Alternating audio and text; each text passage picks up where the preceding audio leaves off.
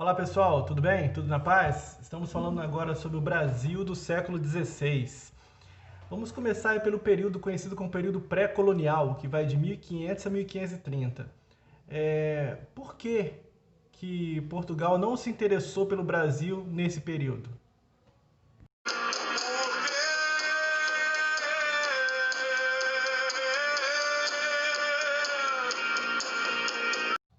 Portugal estava envolvido, pessoal, temos que lembrar que Portugal estava envolvido com comércio com as Índias, né? Então ele estava fazendo relações comerciais nas Índias, em Calicut, e não tinha muito interesse no Brasil, pois a princípio não tinha encontrado nem ouro nem prata, ok?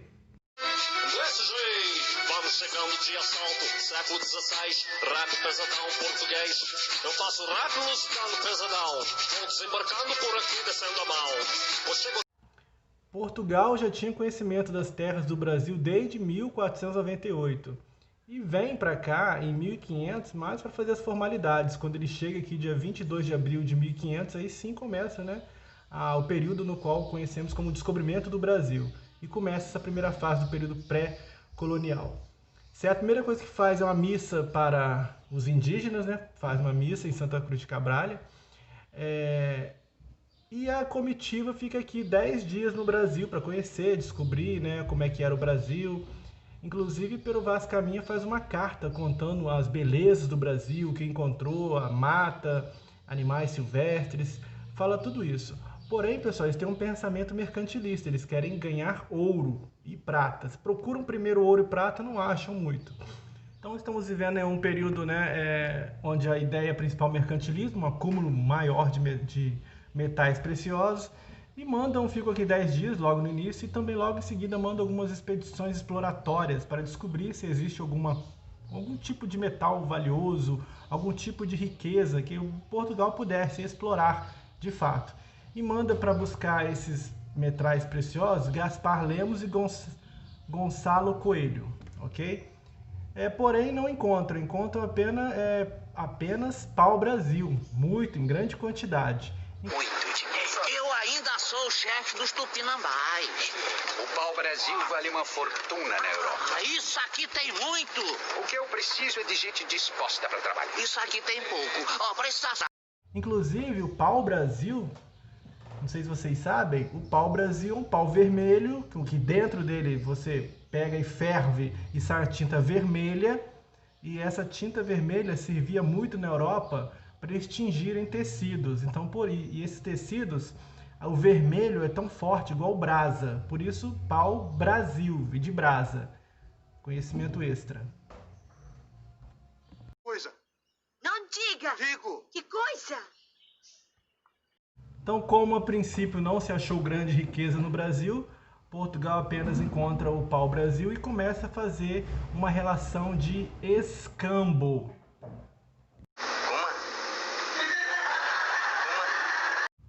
Escambo. O que é o escambo? É uma troca. Os indígenas, a princípio, cortavam as árvores para o Brasil e faziam trocas com os portugueses por utensílios, espelhinhos. Então, isso era a relação de troca, escambo.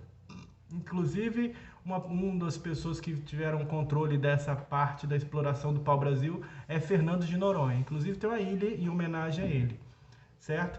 Devido às pressões estrangeiras, a França também começa a questionar por que só Portugal e Espanha têm direito a explorar as terras da América. Não, temos também direito. E começa uma forte pressão com o Papa para que ele também, para que os países, além de Portugal e Espanha, tivessem acesso à exploração, principalmente a França, certo? E para proteger o Brasil de exploradores, né, de piratas franceses ou holandeses, começa a fazer ali então um sistema de defesa. Portugal manda várias expedições de defesa, dentre elas Cristóvão Jacques, de 1516 a 1519, que vai combater fortemente os franceses e vai sugerir a Portugal uma colonização efetiva, porque somente assim ia ser mais fácil controlar todo o território nacional, que é gigantesco. Mesmo porque o comércio de especiarias com a Índia começa a entrar em declínio. Então, Portugal tem que procurar uma nova fonte de renda, certo? E agora, de fato, começa a colonização, que vai começar em 1530, onde Portugal vai mandar uma expedição de Martim Afonso de Sousa, em 1530. E o que ele vai fazer aqui para poder já gerar lucro naquela visão mercantilista? Ele começa a produzir cana-de-açúcar, trazem cana-de-açúcar, começam a produzir cana-de-açúcar para poder vender e ganhar dinheiro com essa cana-de-açúcar. Olha, isso é inédito, eu nunca tinha visto uma cana tão de perto, a não ser na feira já, o cara moendo. O que eu faço? Então a cana-de-açúcar começa a ser produzida no Brasil, vendida no Brasil através de uma parceria entre Brasil, Portugal e Holanda, começam a vender e começam a ganhar muito dinheiro. E dividem, né, em sistema de sesmarias, entregam a fazenda às pessoas, aos fazendeiros, que vão começar a dar lucro e gerar lucro, né, para Portugal de fato. Em 1532 é fundada a primeira vila, chamada Vila de São Vicente. Mas Portugal manda apenas 400 homens. Então, com 400 homens é praticamente impossível você colonizar um país tão gigantesco quanto o Brasil. Então, ficou muito difícil. E então Portugal teve a ideia de fazer capitanias, dividir a terra em 13. Alguns historiadores dizem 12, 13 ou 14 faixas de terra. E essas pessoas donatárias vão ser obrigadas a controlar essa região, proteger dos piratas e produzir. Essa faixa de terra vai ser entregada aos nobres portugueses com direito, né, de produzir, de controlar, e vai ser feita uma carta de doação foral, né, com direitos e deveres que eles têm, que os donatários têm que fazer em terras brasileiras. Foi dividido em 12, 13 nobres para poder tomar conta dessa região. Porém, devido à falta de recursos econômicos dos 8 nobres, dos todos, né, dos 8 nobres que ganharam a maior parte das terras, um morreu, um foi embora, um achou que não valia a pena investir no Brasil, outro foi atacado por piratas, outro desistiu, outro faliu. Apenas 2 tiveram sucessos, que foi Duarte Coelho e Martim Afonso. Temos que lembrar que nesse período tinha muito ataques de índios e muito ataque de piratas, além da falta de recursos, né? Então era muito difícil. Então esse segundo passo, que foi as capitanias hereditárias, a ideia era até interessante, mas devido ao tamanho imenso do Brasil e as faixas de terras eram enormes, os donatários não davam conta de controlar todo esse território. Então aí em 1548, Portugal decide então criar o governo geral. O governo geral era um auxílio para as capitanias hereditárias e era uma forma de centralizar, de dar uma força maior. O primeiro governador foi o Tomé de Souza, de 1548. 1549. A sede, a capital do Brasil, em Salvador. Vai combater índios e os indígenas e os piratas e vai buscar, né, metais preciosos, naquela visão mercantilista. Vai começar a entrar para o Brasil em busca de metais preciosos, ouro, prata. E também introduz no Brasil a pecuária, exatamente. Antes não tinha vacas, não tinha pecuária no Brasil.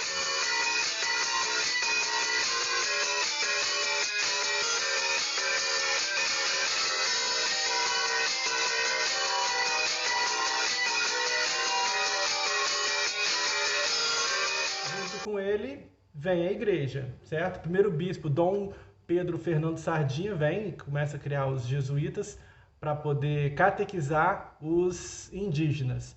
Porque na visão da igreja, os indígenas tinham alma. O negro, o homem negro, não tinha alma. Então, em 1548, 1549, africanos são trazidos para o Brasil para substituir a mão de obra indígena. Mas os portugueses não usavam a mão de obra indígena por ser bonzinhos, não, porque a mão de obra africana dava muito mais lucro. Se você for na mata e pegar um indígena para trabalhar, você não vai ter lucro nenhum. Portugal não tinha lucro nenhum com isso.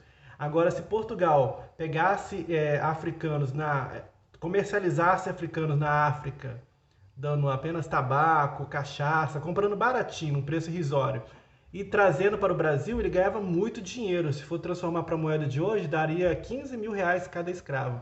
E gerava um lucro muito grande para Portugal. Então era mais interessante o comércio, o tráfico de escravos, do que os indígenas economicamente. Logo em seguida vem Duarte da Costa.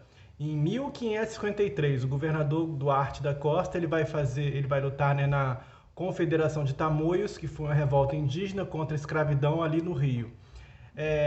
E os franceses, em meio a isso, eles vão invadir e apoiar os indígenas nesse contexto e vão fundar a França Antártida.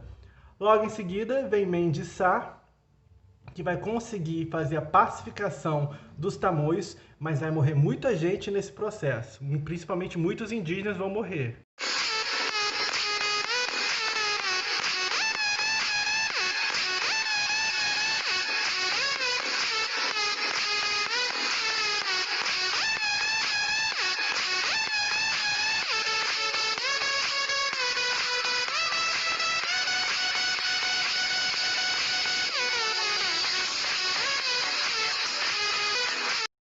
Então, Mendes Sá consegue pacificar os tamoios, através de jesuítas, e o padre José de Anchieta vai ser canonizado, inclusive, em 2014, em homenagem a esse processo de pacificação que ele vai conseguir fazer.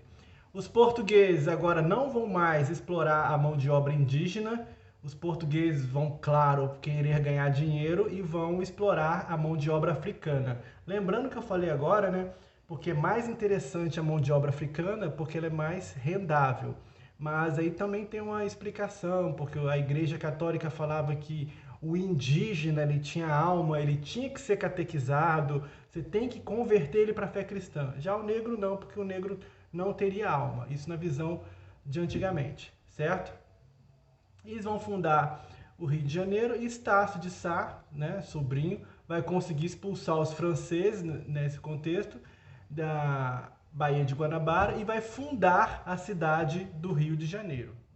Então, pessoal, um resumão aí. Na verdade, então, o Brasil, quando foi descoberto em 1500, 22 de abril de 1500, entre 1500 e 1530, esse período é conhecido como período pré-colonial, onde não há um interesse direto de Portugal no Brasil. Logo em seguida, a partir de 1530, começa o processo de colonização, onde eles vão instalar aí as capitanias hereditárias, que vai ser a segunda fase. As capitanias hereditárias não vão ter sucesso devido a uma série de falta de recursos, tanto recurso econômico como militar, não tinha como controlar toda essa região. Então, o primeiro passo, pré-colonização, o segundo passo, as capitanias hereditárias, e o terceiro passo foi o governo geral que veio para cá para dar um subsídio, para dar um apoio, para dar uma força maior às capitanias. Dentre esses governadores que nós falamos, temos aí Tomé de Souza, de 1548, temos aí o Duarte de Costa, de 1553, e temos Mendes Sá, de 1558, ok? Então dividimos aí em três governadores e falamos brevemente aí sobre o século XVI no Brasil e suas principais características.